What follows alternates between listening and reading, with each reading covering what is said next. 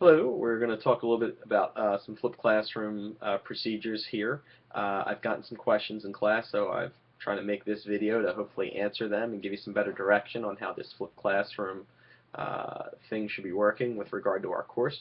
It's a new area for us, so hopefully we are going to, work out the kinks. I think it's going very well so far. I appreciate everybody's efforts around it. It's going really well. Okay, now if my eyes start shifting around here while I'm talking, I'm sorry. I'm actually reading some notes off the screen while I'm using the webcam.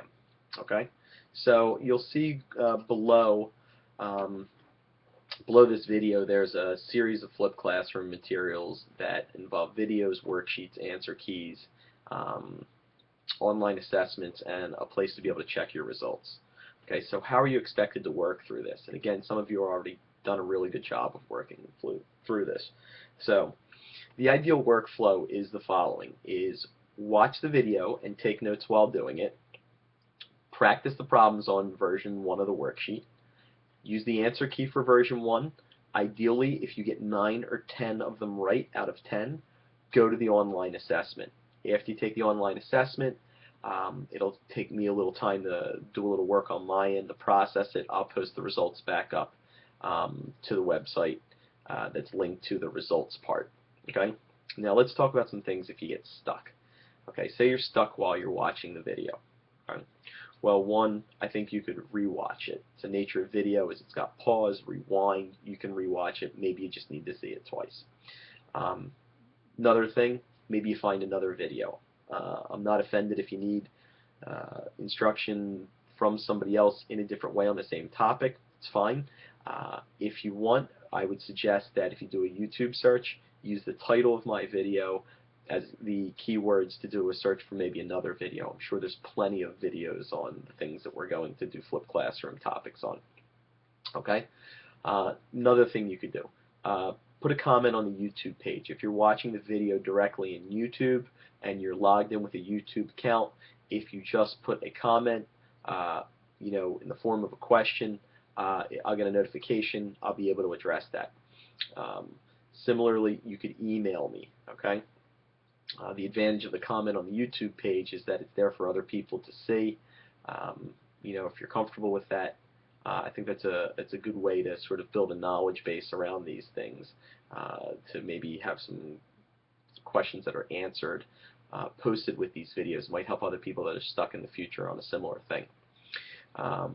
If you're going to comment or email me, try and be specific. Try and really develop a good question. Just don't say I'm lost at 2 minutes and 43 seconds. Really try to, phrase a good question. Say something like, well, you say this. Does it mean this or does it mean that? Really try to, hammer out a good question. It really is a good place to stretch yourself.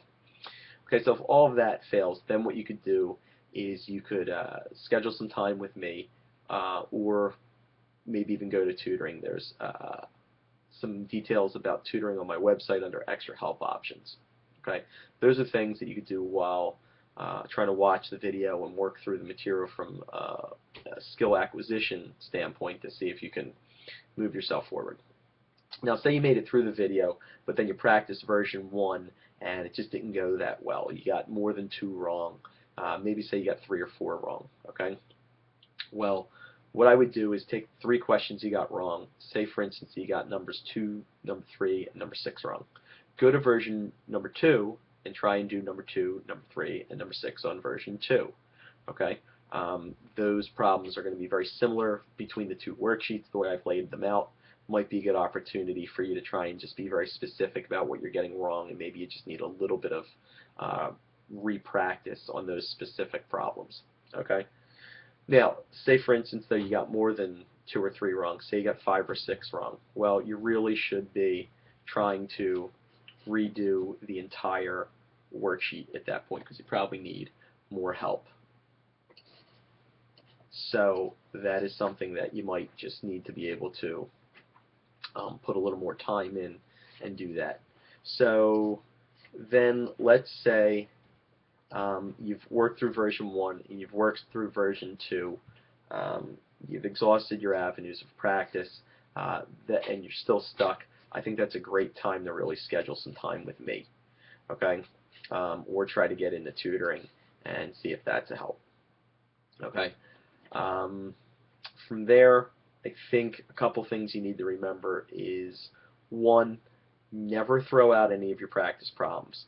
The version 1 and version 2 worksheets I'm not collecting, okay? I'm not scoring, but it's good to have them at your access, as well as your notes as you watch the video, because if we do need to meet, or you do need to meet with another teacher, you need to be able to start there, okay? So don't throw them out. Always have them at your access. Also, when you do the online assessment, always recopy the problems on a separate sheet of paper and make sure that you work them out. They're going to be collected in class. You're penalized for not handing that in, so make sure you don't lose that. Also, make sure your name is on it. So I think that's pretty much it, and I really have enjoyed our attempt to go and you know, experiment with this type of learning. It's given me a chance to differentiate instruction, meet different kids at different levels, and I think it's you know, really making for effective learning for you. So I've enjoyed it. Let's hope this continues, and thanks for all your efforts.